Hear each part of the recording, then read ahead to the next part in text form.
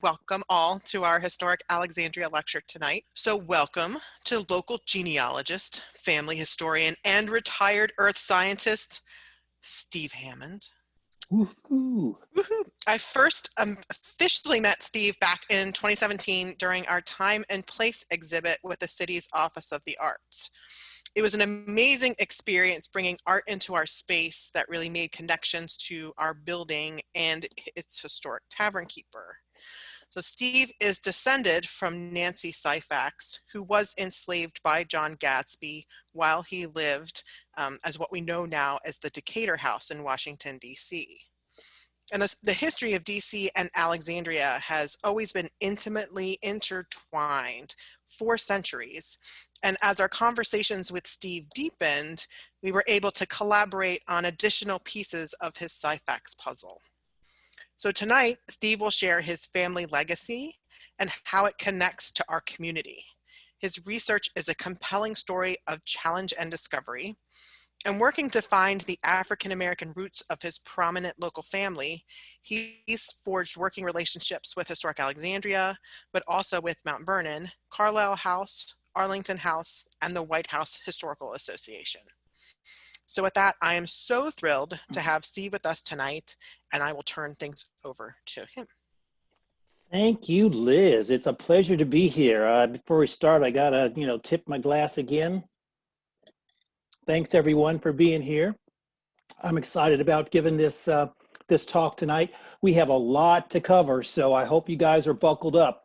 We're going to cover a lot of material in the time that we have, and I'm going to try to leave as much time as possible for us to be able to, have exchanges and for you to ask questions and things. And I hope that you'll leave this conversation with a little more knowledge about, some of the interactions in the narrative of my family, but also more inquisitive about perhaps thinking about how to research your family. So with that, let's get started. And I'll say again, we're going to move pretty quickly here. So the first thing that I want to do is I really would like to make a statement with regard to the indigenous lands in the area. Many of my ancestors lived, worked, and died on land that we know today as Virginia. In Virginia, this land is on the traditional territory and homelands of the Powhatan people. I acknowledge and honor the original inhabitants of these regions and support the resilience and strength that all indigenous people have shown worldwide. And I really appreciate the opportunity to be able to have this conversation with you this evening on these lands. Quickly, acknowledgements. I want to introduce you to two of my cousins. Estrelda up at the top is the one who introduced me to the Syphaxes. And Evelyn Syphax, who many of you probably know or knew or aware of, is actually an Arlington resident before she passed away, and has been an amazing historian with regard to the Syphaxes. Up here in the upper right-hand corner with some names that you'll see, you might see this code here, and what this stands for is first cousin once removed. And here we have third cousin twice removed by marriage. So Evelyn basically married into the Syphaxes, and I've known her, until her death in 2000. So I want to introduce you quickly to my ancestors here. I enjoy showing this slide because it's kind of humbling, but it also shows how challenging this is. I have been studying my family history for, about 50 years at this point. And you can see kind of the challenges that I've had in terms of trying to identify everyone. Up on the top here is basically, here I am in this little dot here, and all of these are 6 generations of my ancestors. This is my pedigree. And if we go down to the bottom, all of these dark filled in symbols are the people who I have actually identified. These are people who are direct ancestors of mine. And of the 126 ancestors that I have back 6 generations, I've only found 24. It's only 19% of the people who I directly descend from have I found. The interesting thing, though, is that we've got the ancestry trees, and I've got over 4,500 individuals in that database. and they all have a story, and they help to fill in some of the gaps that we have here. The line that we have down here in the bottom basically shows the generations after the Civil War and before the Civil War. So you can see some of the people that were basically before the Civil War. I've identified everyone that was born after the Civil War.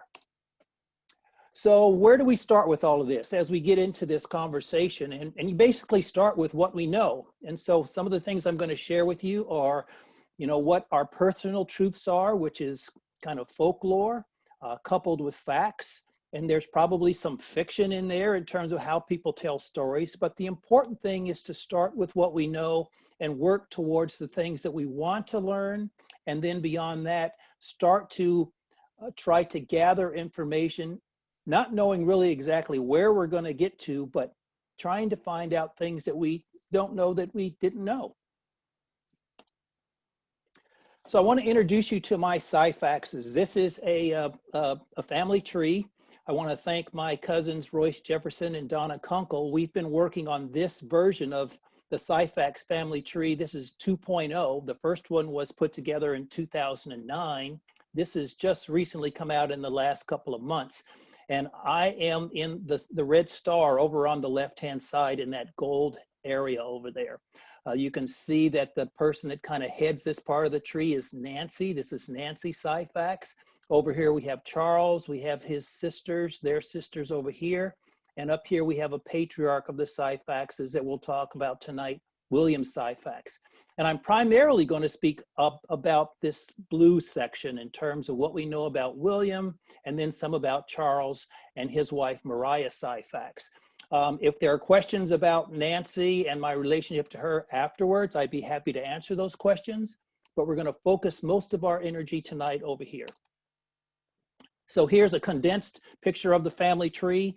I'm down here on the bottom left, and you can see if we follow this up, here's Nancy Syphax, and up here is William Syphax. So he is my fourth great grandfather. And the other people that we're going to be talking about on this adventure tonight is Charles and Maria Syphax. And then we're going to talk about 2 or 3 of their kids over here. We'll come back to this once or twice just so that you've got a reference.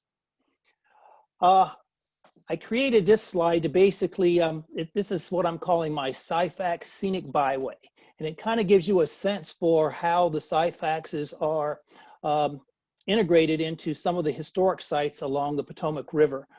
This 15-mile stretch between Mount Vernon and the Decatur House really includes a number of different things that include obviously Mount Vernon. We've got up here in this box up here, this is the Arlington plantation, which is now Arlington Cemetery, a good portion of it. The gold star here is where the Syphaxes had property on that plantation. And then over here on the right is where the Decatur House is located. So as you all are interested in going to see historic sites, it would be very interesting to go and visit some of these places. But let's drill into Alexandria for just a little bit, which is kind of what we're talking about tonight. And if we look at this 1945 topographic map, you can see I've got some letters and numbers here. And down here near the Market Square, you can see a number of places that are very close together. We've got the Market Square City Hall area. We've got the John Carlyle House, the Stabler Apothecary, John Gadsby's Tavern. And then you've got the George Washington Townhouse. And up here is the Fitzhugh home that was also the Robert E. Lee boyhood home. And then we have 2 others here. One is where William Syphax lived for a while. And then here we actually have a place where William Syphax had a business. And we'll talk about that here in just a second. So I'm sure you all are familiar with the Gadsby House. You've probably been there for either a tour or you've eaten there. John Gadsby basically operated that from 1796 to 1808. And then in 1836, he purchased this home in Washington, D.C., which is now owned by the White House Historical Society, or is managed by the White House Historical Society. And this is where my 3rd great-grandmother, Martha Syphax, lived. We found her in a will of of John Gadsby in 1844, and she would have lived in this second story servants' quarters there in the back.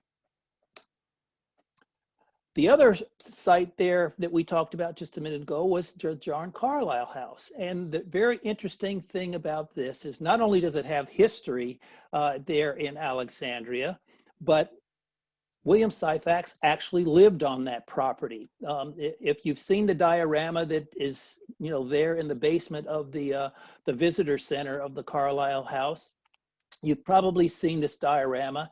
And there is a small office out in the front of the building that existed. It's no longer there, but William Syphax and his family lived there for probably about 20 years.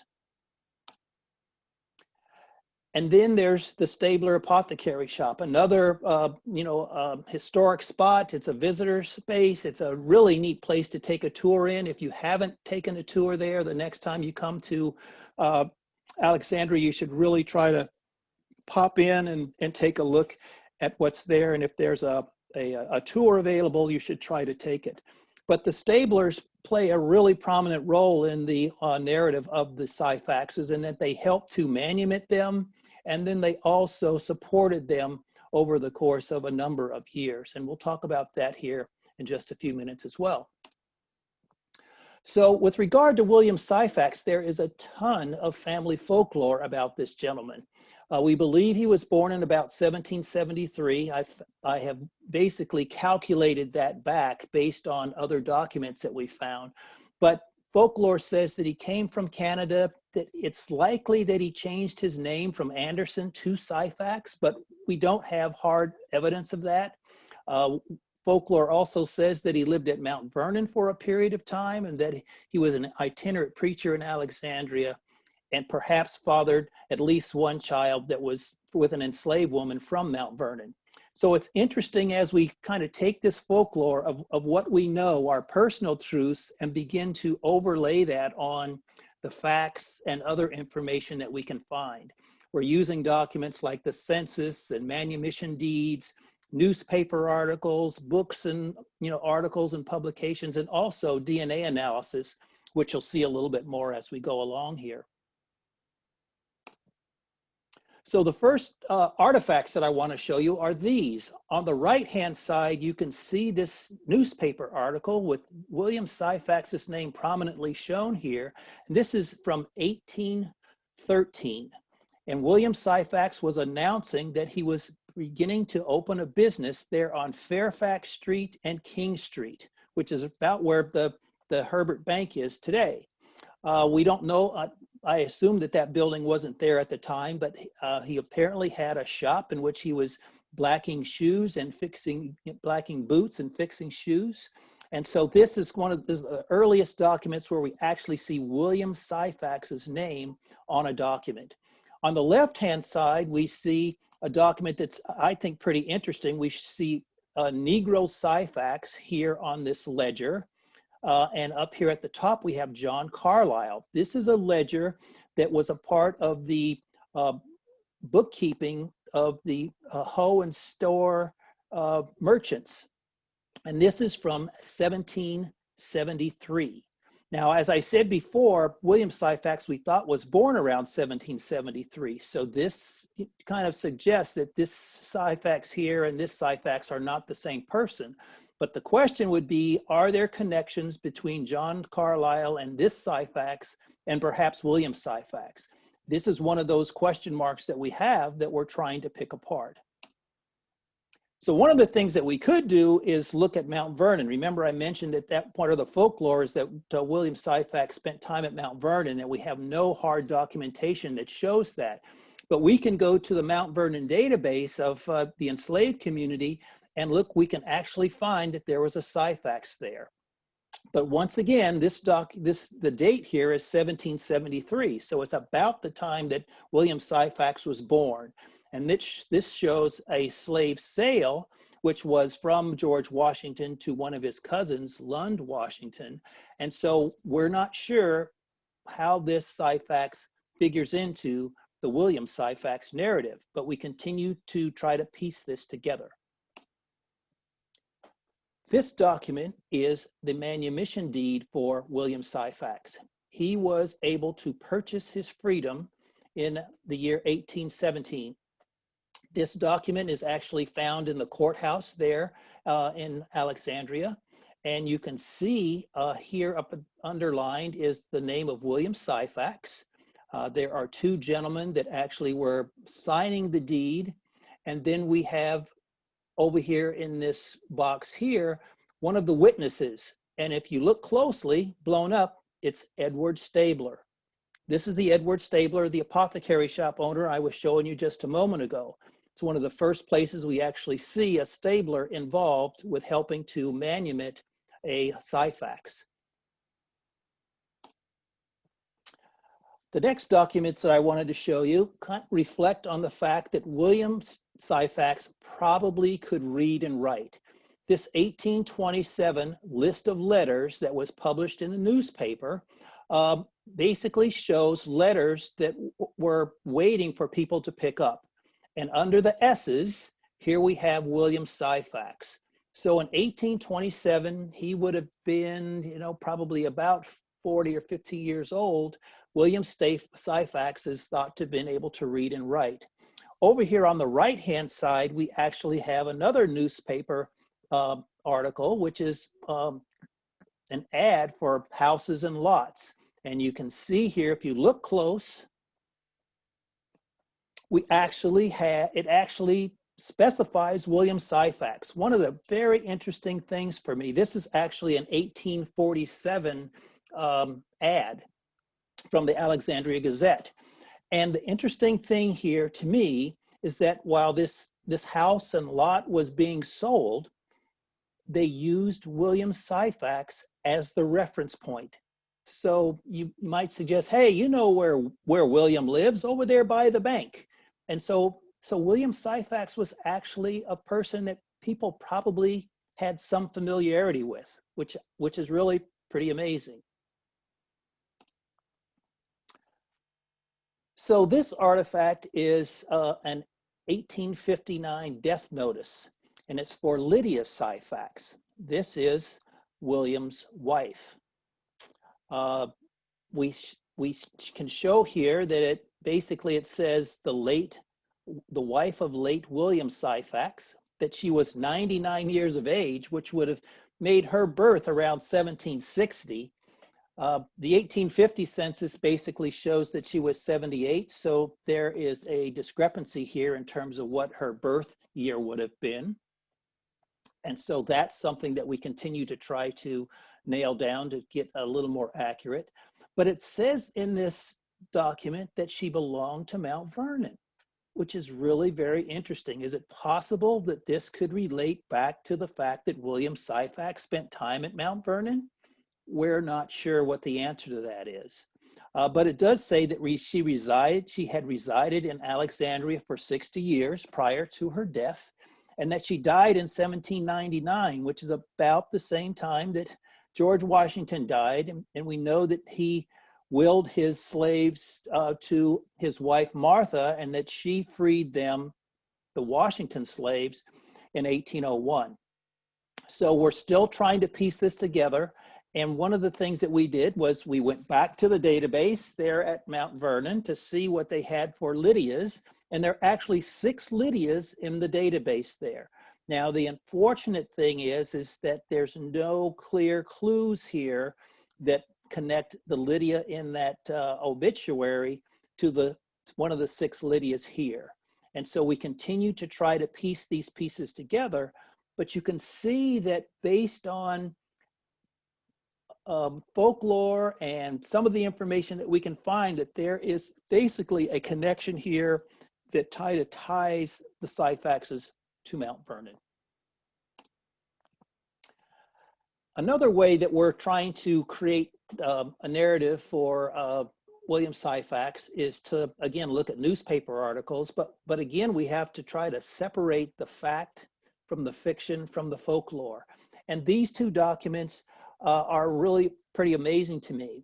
And they help us to understand a little bit more about whether or not William Syphax was traveling and where he lived.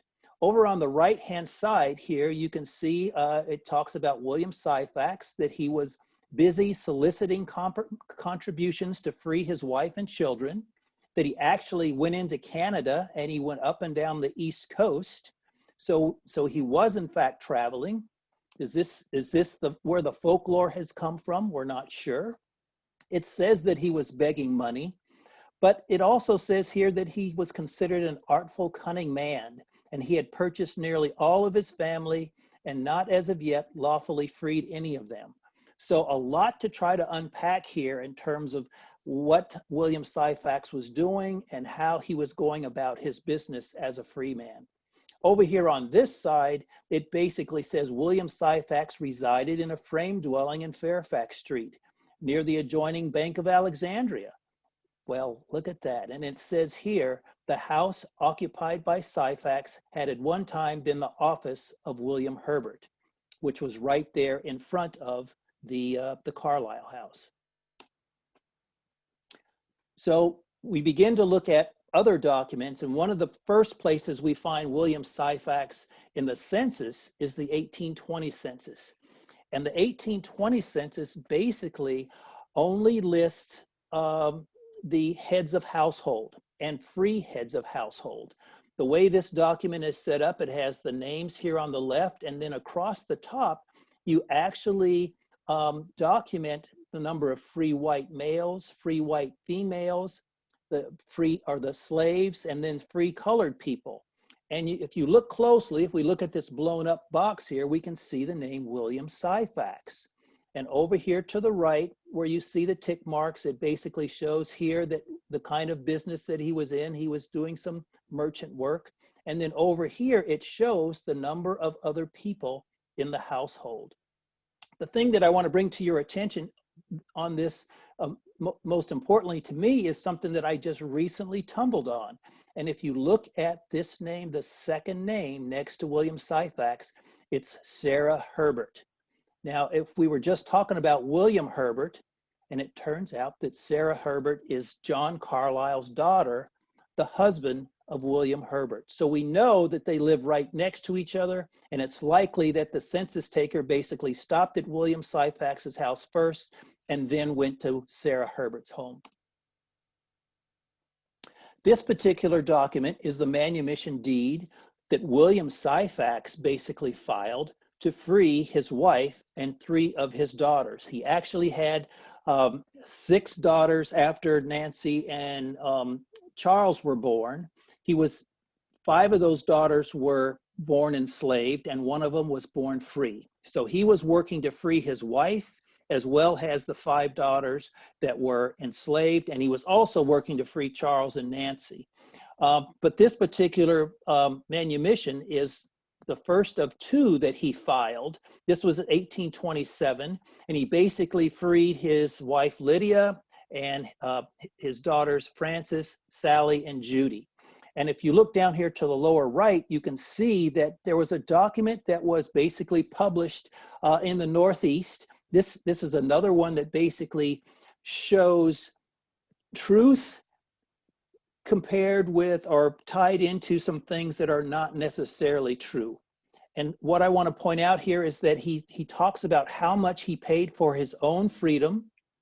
First of all, over $300. And then he purchased his wife and several daughters. And he was hoping to raise more money so that he could liberate the rest of his family. So all told, if you add this all up, it's about $1,800, $1,900. And in today's dollars, you're close to $50,000 in terms of trying to purchase somebody. That's what the purchasing power is. Now, the thing that I wanted to mention about this being partially true is that whoever wrote this article mixes up our William Syphax here with his grandson, William Syphax. The grandson, William Syphax, actually was property of George Washington Parke Custis, but the 2 of them, this is in error. So this article is partially true, but it also has some errors in it. I love this letter here. This is a letter that my friend Callie Stapp from the apothecary shop shared with me probably about a year ago. And it's a letter that was written by William Stabler, yes. This is the son of Edward Stabler. And it basically was a letter that he wrote to some of his colleagues in Philadelphia. And if you look over here on the left, the part that's in red, it basically says that he's searching for William Syphax. He heard that William Syphax has gone to this place to the north. So he thought that he might be in Philadelphia and that he was going there to collect money to purchase the freedom of his children, and that he was also at the same time engaging in passing out inflammatory pamphlets on the subjects of slavery. But the interesting thing here is that William Stabler basically was saying, if you see William Syphax, tell him that he shouldn't return to Alexandria at this time because his life would be in danger. We have two letters that were written with pretty much the same text here that were really having this Quaker apothecary, colleague of William Syphax, looking out for his best interests by sending his colleagues up north a letter to warn him that his life was in danger. So we're going to move now from kind of the William Syphax story to talk a little bit about Charles and Maria, his son and daughter-in-law. And they were basically owned by George Washington Parke Custis. If you recall, Custis received his inheritance from his grandmother in 1802. He moves people and property to his land that's just across the Potomac, which is now Arlington Cemetery. And he begins to build the house that we know as Arlington House today. And he basically fathers a girl with an enslaved woman by the name of Ariana Carter in 1803. And the daughter's name is Maria Carter Custis. So here is how that part of the family tree looks. I want to give credit to the National Park Service here, is in that they basically at the Arlington House basically put together this pedigree chart, which basically allows us for the first time in a public place to actually see Maria Syphax as the daughter of George Washington Parke Custis. To me, I'm pretty proud of this, and I'm just so pleased that we've been able to begin to make this more public so that we can have conversations to talk about it. But you can see here that George Washington Parke Custis is the grandson of Martha, and that he had a daughter that was with a slave, Ariana Carter, but his white daughter, was Mary Ann Randolph, and he had that daughter with Mary Lee Fitzhugh, which we'll see a little bit more. We'll see in just a little bit more in just a moment. But Mary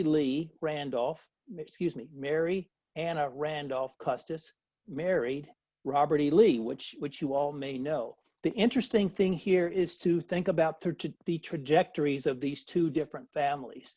Maria got married. Well, we'll go to the next slide here and see if we can talk about it here. So here we have George Washington Parke Custis on the left and Ariana Carter, with Maria being born in 1803. He marries Mary Lee Fitzhugh in 1804. And to give you a little feel for how her family tree is set up, she's a Fitzhugh, one of the richest families in the state at the time, or in Virginia at the time. Together, they have a son, they have a daughter, Mary Anna Randolph. And so Mary Anna Randolph and Maria are half siblings. In 1821, Maria is allowed to marry Charles Syphax in the parlor at the mansion there at Arlington.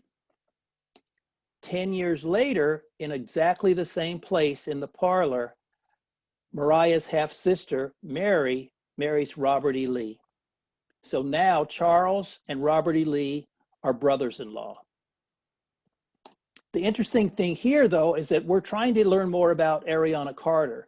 And if you look back at Robert E. Lee's heritage, he actually descends from a Carter line. And so one of the questions that we have is it possible that Ariana is a part of this line?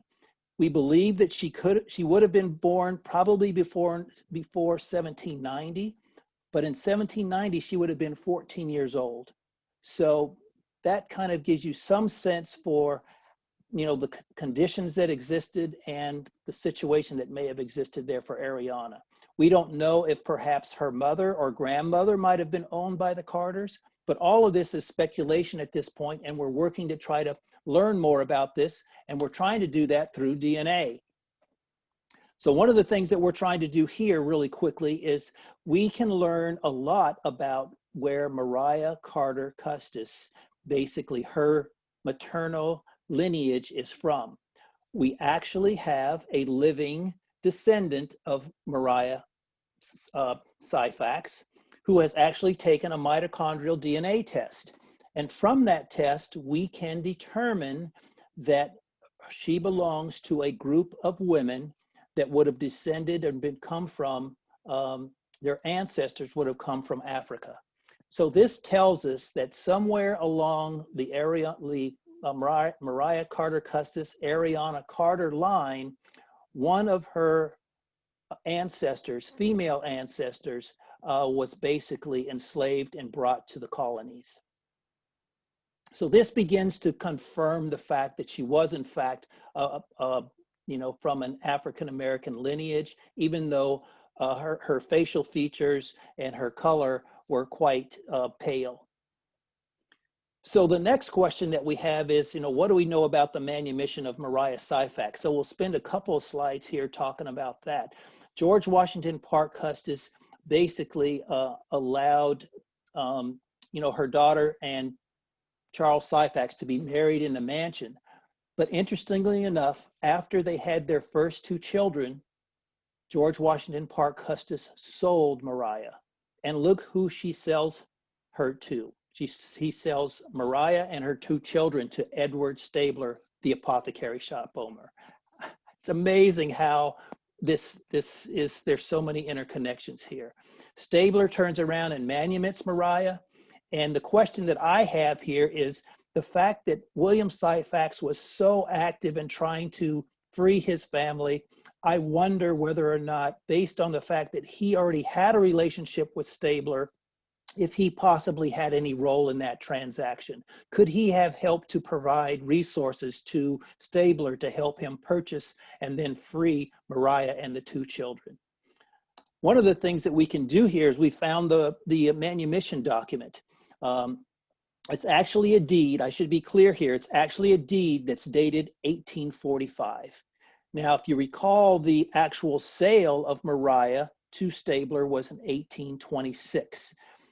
It turns out that Edward Stabler died in 1831, and his children, or his son and his daughter-in-law, were named the executors. In 1845, they filed a deed based on the fact that they knew that Edward Stabler wanted to make sure that Mariah and her children were free. This document basically states that George Washington Parke Custis sold Mariah to Edward Stabler and that the intent was to free them. And then down here at the bottom of the document, we have Mariah Syphax, and it lists not just her first two children. Remember, we're now 20 years later from the time the actual transaction took place. And the other 8 children of Mariah have been born by this point. It turns out that this document lists not only her first 2 children, but it lists all 10 of her children, showing that they were in fact free. And it's got the names of Mary Stabler and William Stabler down here at the bottom. A very amazing document that helps us try to piece some things together here. So one of the things I thought maybe you might find interesting is the question, we talked about Mariah being an illegitimate daughter of George Washington Parke Custis. So how many other siblings might there be out there? And there are some newspaper articles like this one, which was 1865, which basically was talking about Charles Syphax. This is not Mariah's husband, but it was one of Mariah and Charles Syphax's sons. In fact, it was their 3rd child in the order. And it talks about the fact that he is a half brother to Mrs. General Robert E. Lee. And then down at the bottom, it goes on to say the well-known fact that Mrs. General Lee has all of some 40 half-brothers and sisters. An incredible number when you think about the things that are going on, but this is the kind of conversation that doesn't necessarily make it into the public conversation. Now, whether or not it was 40 or whether or not it was 5, it's still pretty amazing that, you know, these kinds of things, in fact, were happening, and that, you know, we have only begun to rediscover the fact that these things were, in fact, facts. So one of the things that I'm trying to do based on this is I'm interested in trying to show genetically that Mariah is, in fact, the daughter of George Washington Parke Custis. And the way I can do that is for us to be able to compare DNA. And so one of the goals that I have here is being able to conduct a DNA project that would allow us to compare DNA so that we can determine that she, in fact, was the daughter of George Washington Parke Custis.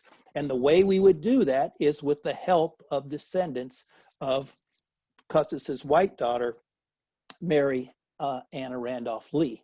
So hopefully one day we'll be able to answer that question. But as time goes on, DNA gets harder and harder, to smaller and smaller in terms of each generation, and you get less and less opportunity to show you know, that accurately. The next thing that I wanted to show you is to talk a little bit about the Civil War and some things that were going on related to the Syphaxes and the Civil War. You may or may not have seen this particular map, but this basically shows all the fortifications that were built up around to protect the nation's capital around the period of the Civil War. And you can see over here in the left center, the Arlington area and the number of fortifications that actually existed there. So let's blow that up and take a little closer look. So if we look at this map here, this is basically the Arlington estate, and we have the property down here shortly after Mariah was sold to Stabler. George Washington Parke Custis actually gave Mariah 17 acres of land.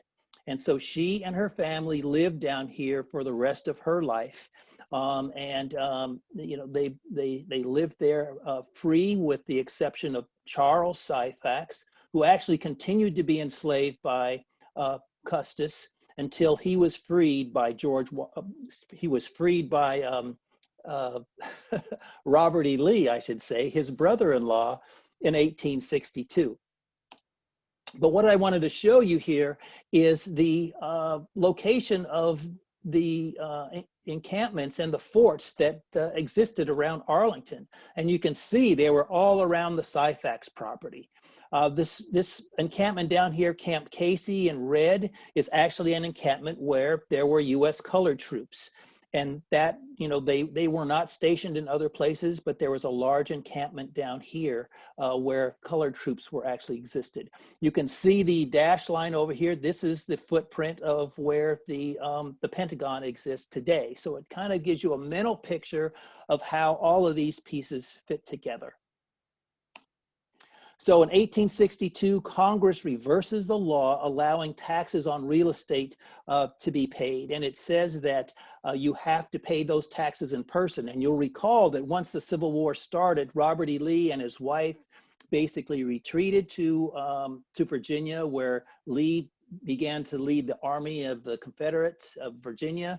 And his wife, Mary, basically found safety in Richmond.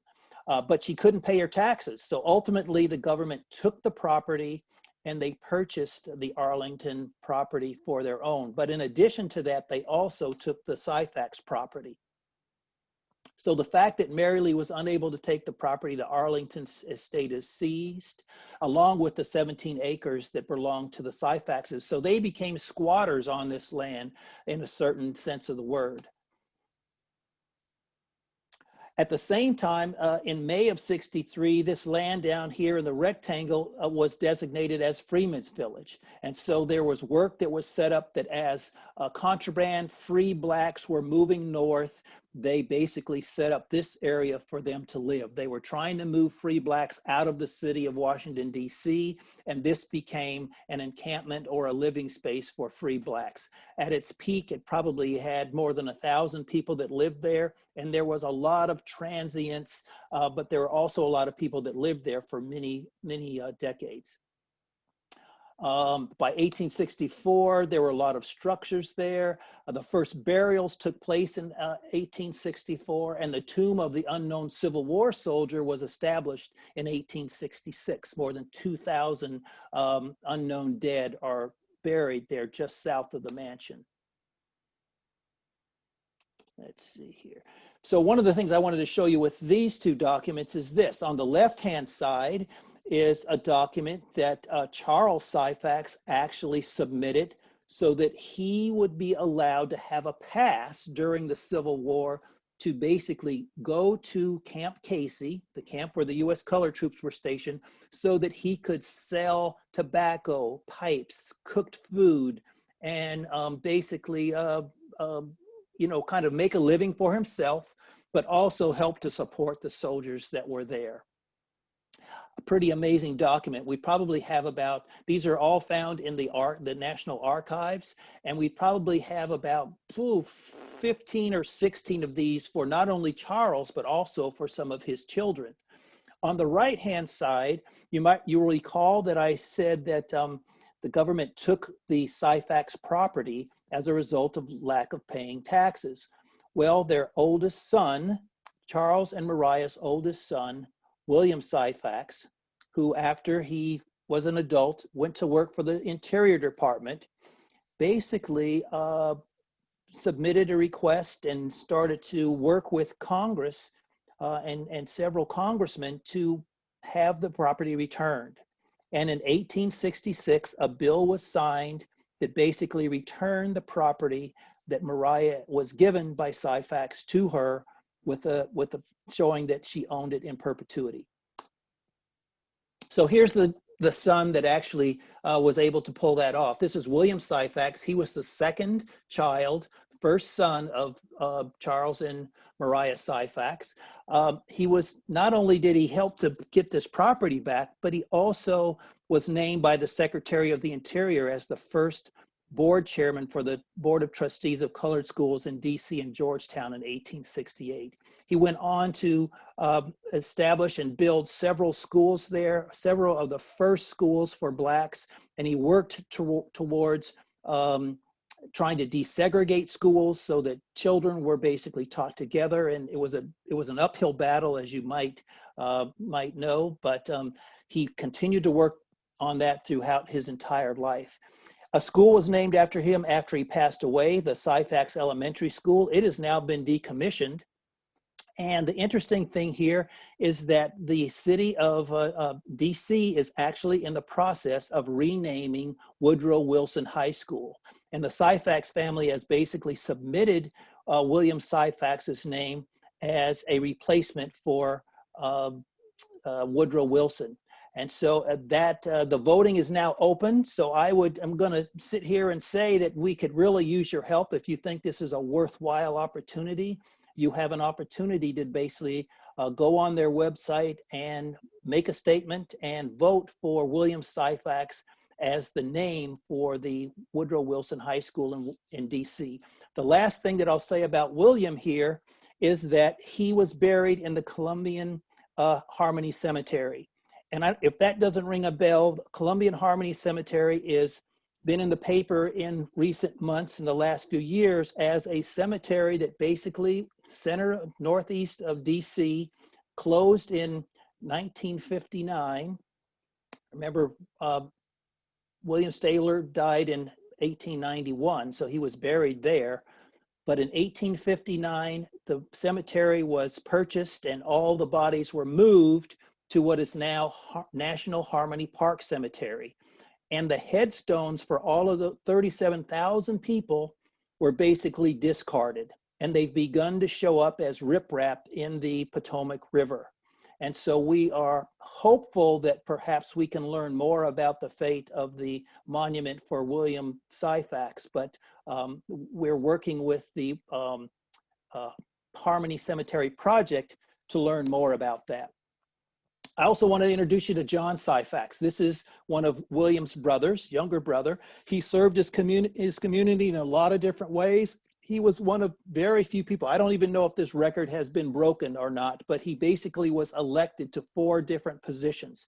Now, in many of these cases, he was not competent enough to be able to serve well in those positions, which is, you know, kind of difficult to say, but the fact that people believe that he could represent their interests is really a testament to the fact that he was willing to run for office and basically support the interests of the people who he represented.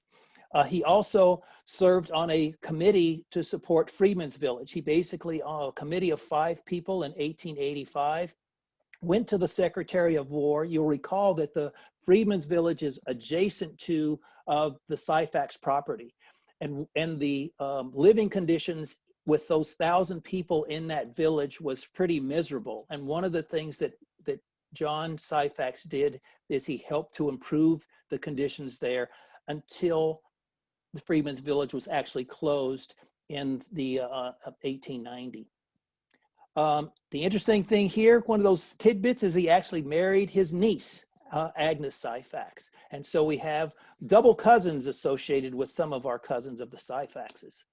The last person that I wanted to kind of introduce you to is a cousin, William Thomas Syphax. He's more of a contemporary. You'll see that he wasn't born until 1920.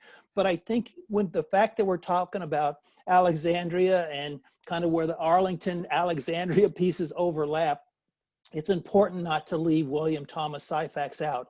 He actually attended Virginia State College and served as the rector of the Board of Visitors there. He served in our military, and while he wasn't a Tuskegee Airman, he was a really well-educated electrical engineer that served in the Signal Corps. He constructed a business that just kind of appeared as a result of his desire to help fellow Arlingtonians who were in need. He basically built 100 homes in Arlington kind of as a hobby because people needed help, and he was able to do that. There are still a number of these homes that are, you know, there today. They're very nice homes. They're small, but very useful. And he went on to build a property management and apartment building business. He was named as one of the top 100 companies in the country back in the 70s. And one of his philosophies was to pay it forward. The interesting thing, I get kind of choked up talking about this, in that he actually paid for the tuition of dozens of deserving Arlington's youth to attend college. Pretty darn amazing, if you ask me. I'm going to take a sip of my mint julep.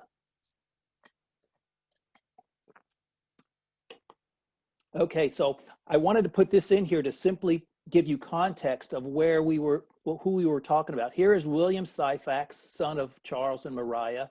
Here's John, his younger brother, and William T. Syphax is the grandson of Enos down here at the bottom. Okay, so real quickly, we were running out of time here, I know, but I wanted to show you a couple of other things here in terms of how the space there at Arlington has really changed over time. When you look at the cemetery as it exists today, you can see that it's been expanded a number of different times. You can see the Syphax property still down here. They built the cemetery around it over time.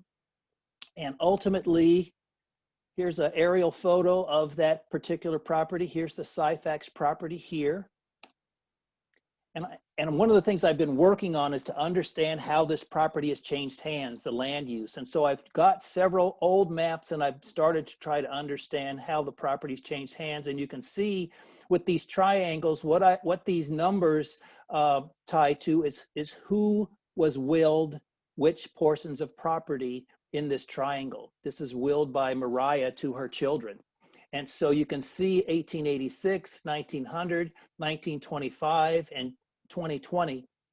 And by 1925, there was actually a railway station. The railway actually went through the Syphax property, and there was a Syphax station that actually existed here, which is really pretty amazing. The Syphax graveyard was also located here. Charles and Mariah were buried in this place, along with 6 other Syphaxes and several other people. And ultimately, when the property was condemned by the federal government in the 1940s, so not only was the property taken once, but it was taken twice. And Charles and Mariah and 6 other people were exhumed, and they were moved about 12 miles away into Maryland, out of the state of Virginia into Maryland to the Lincoln Cemetery. And one of the things that's really pretty amazing to me is looking back at one of William Syphax's, the son's statements about the fact that we have a claim to this estate. So the fact that they have been moved so far away is a little bit frustrating to see, and they're basically in a single plot here with the headstone Syphax. So you can see that this Syphax story is a very, very tangled narrative, and it's an interesting one, but there's a lot more to pick apart. We've learned a heck of a lot, and one of the things that we like to do is share it with the public, celebrate the fact that the Syphaxes have made an impact on this country and on our community, but also recognize that there are many, many other stories out there that deserve to be told. And that's one of the things that I'm working on with the Arlington Cemetery. Whew. So with that, Liz, I think I'm done, but hopefully we have a time for a couple of questions. Oh, we absolutely do. We're Woo! all good. It's all good. Yes, grab your mint julep. Refresh before we launch in. We do have a couple questions. Thank you so much, Steve. So our first question was, have you had any success reaching any of George Washington Parke Custis's descendants for that DNA testing you were talking about? Not yet.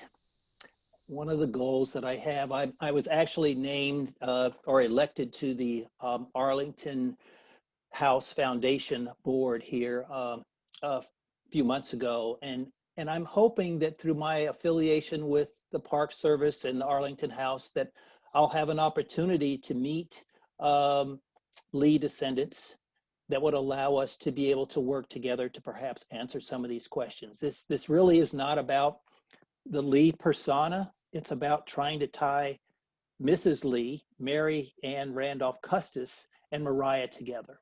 So we're hoping to be able to have a conversation that would allow us perhaps to get to a point where we could find a way to work on a project together.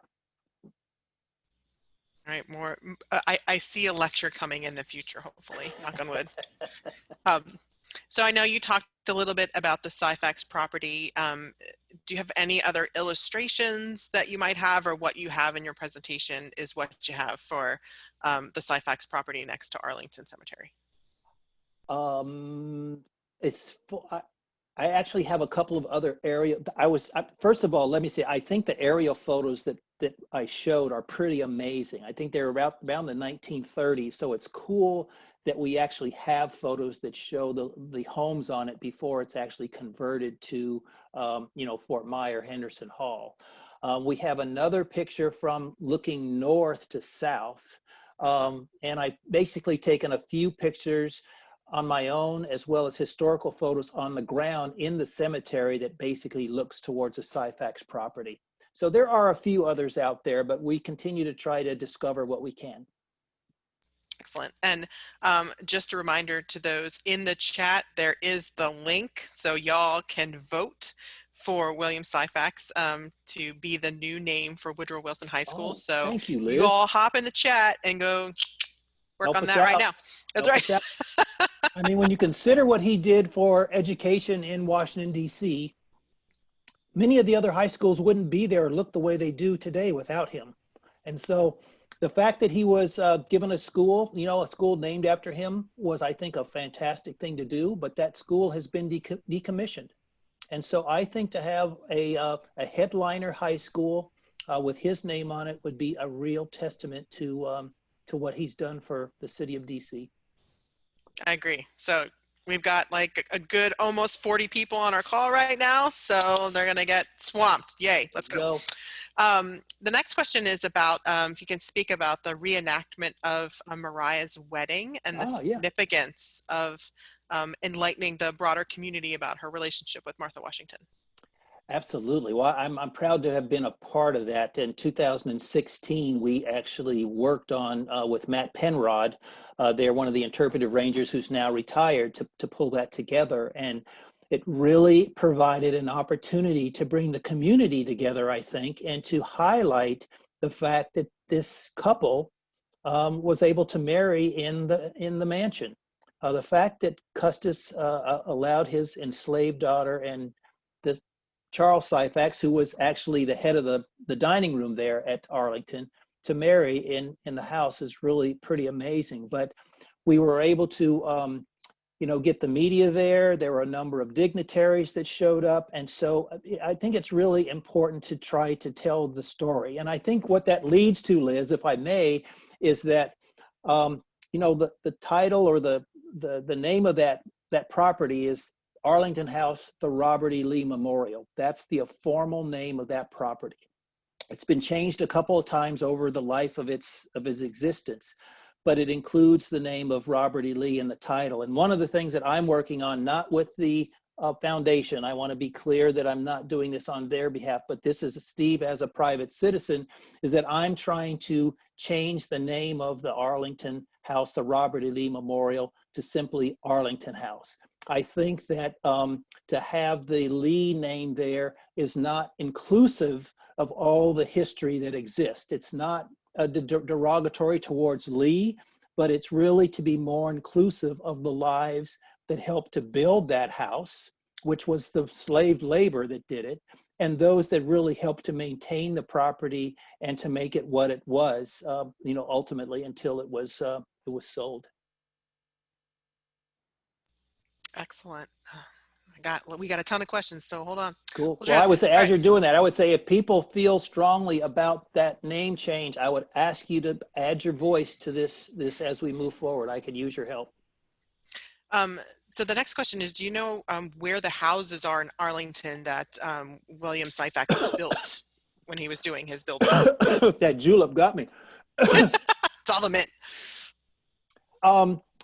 That's one of the things that's on my list. I actually was contacted 2 weeks ago, and in the same week, I had two people say that they actually lived in houses that were built by William T. Syphax. And I said, wow, that gives me an idea. And so one of the things I would like to do is to basically, without getting into people's privacy, is to document where those houses are located. I think that would be really neat to be able to say something about the legacy that William Thomas left, coupled with the apartment buildings that he built to try to show us there. I had thought about putting in a picture here to show them to you. They're very neat little bungalows. They're 2 stories. They're beautiful little homes. And if you're interested and you want to contact me, I can share a picture with you.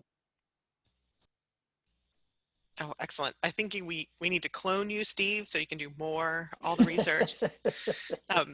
Our next question is, how did the Abbey Mausoleum come to be? Wow, interesting. I'm glad somebody picked that up on the property there.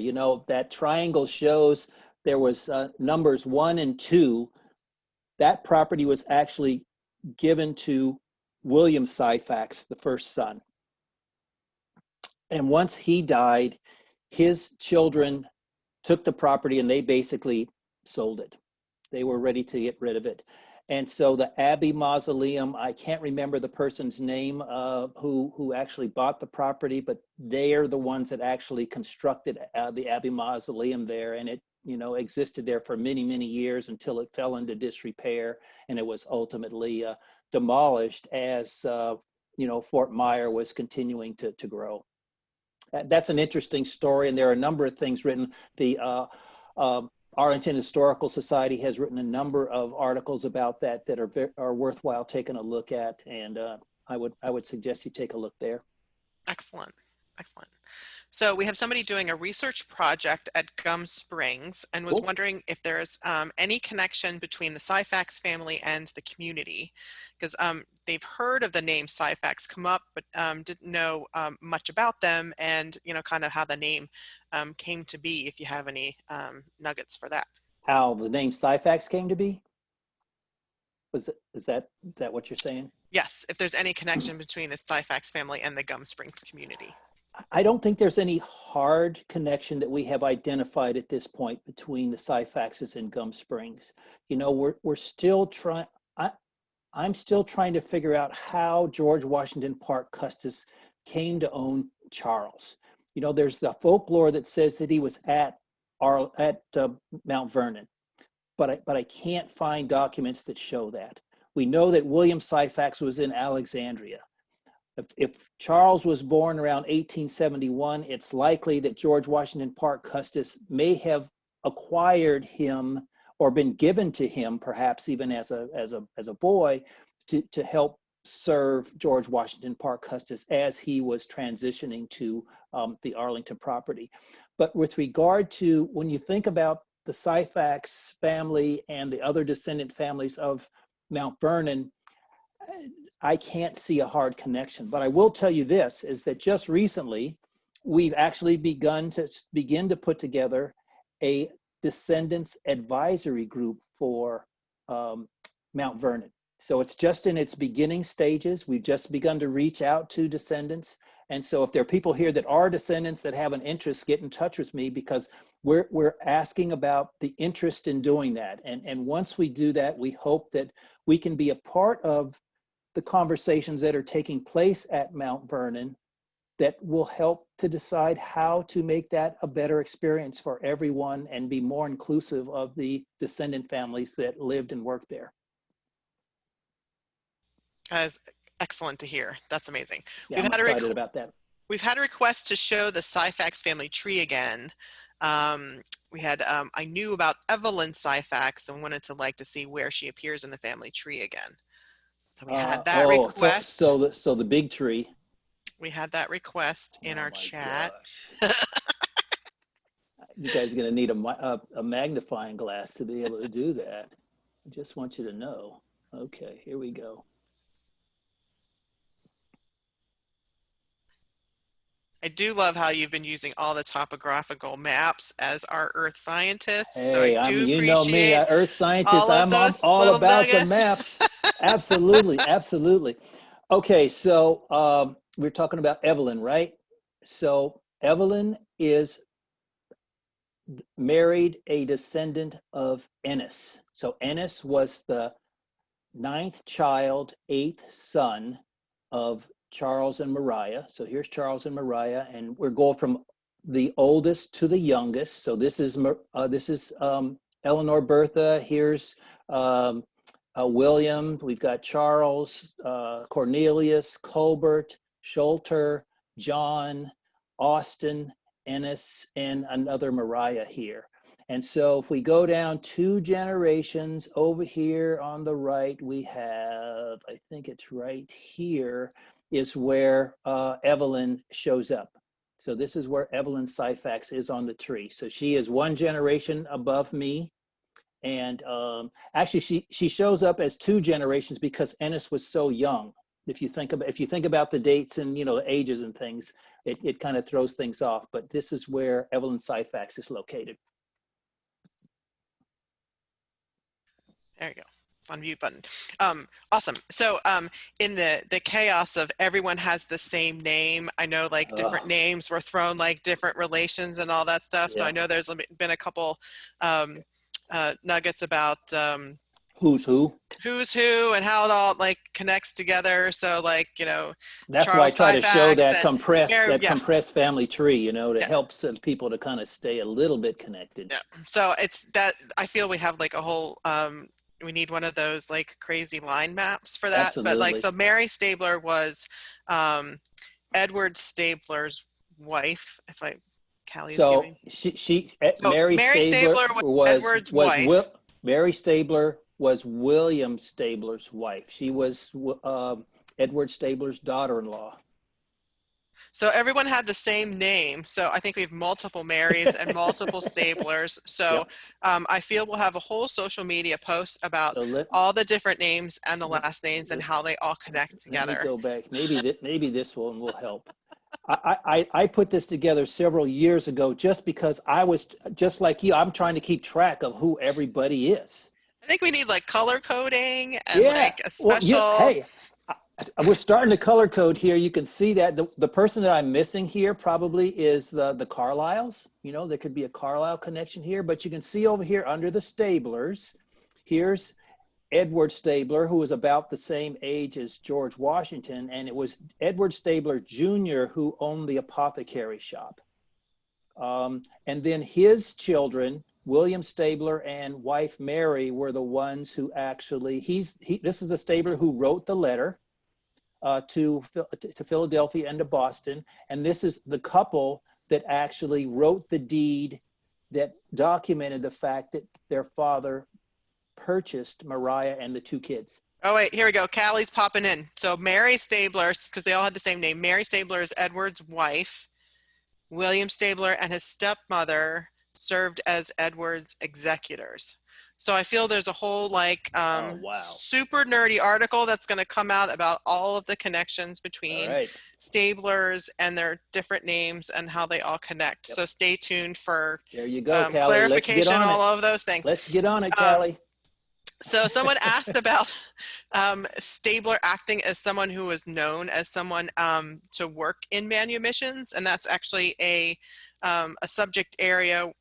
Callie, our curator of collections, and all of us are kind of diving deeper into to kind of figure out the Quaker community in Alexandria, because we know they were very active in manumissions in town. So trying to understand that dynamic is definitely something that's in our research goals in the future. That's so great. We won't be able to answer the question from somebody about that, but definitely the Quaker dynamic is it's huge.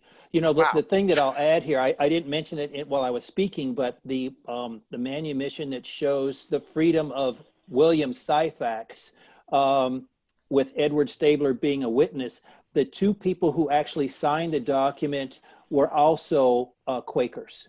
There was a Thomas Barocas and a Samuel Wheeler who were also Quakers. And so whether, it just doesn't seem that they would have owned him, you know, in terms of where, you know, the Quaker approach was on this, but we're trying to figure out who did he buy himself from? Who, you know, and how did that come about? So there's still a lot to this onion to try to pick apart.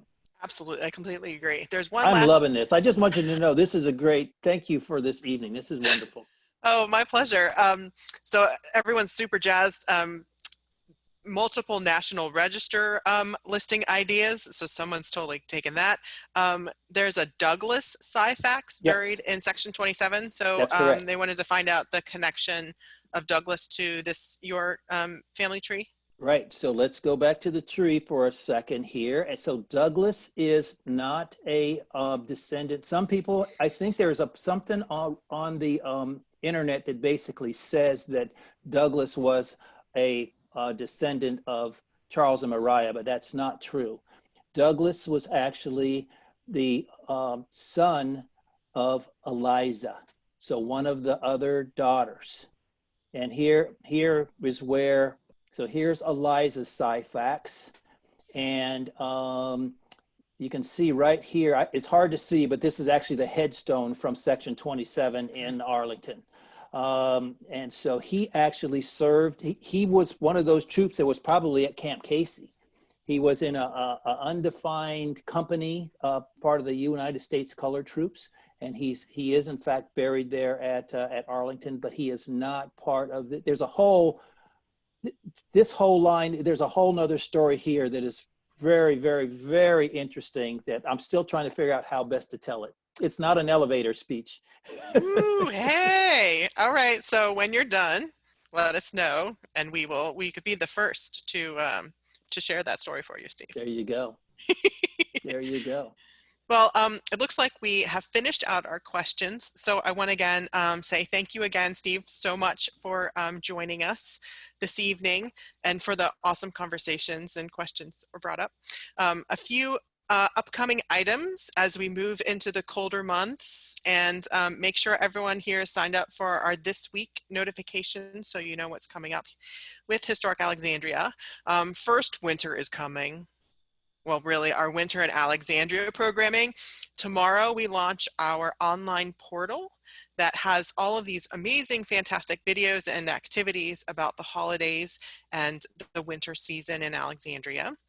On December 5th, we are hosting a free Kwanzaa workshop, so please register there, and that link is in the chat.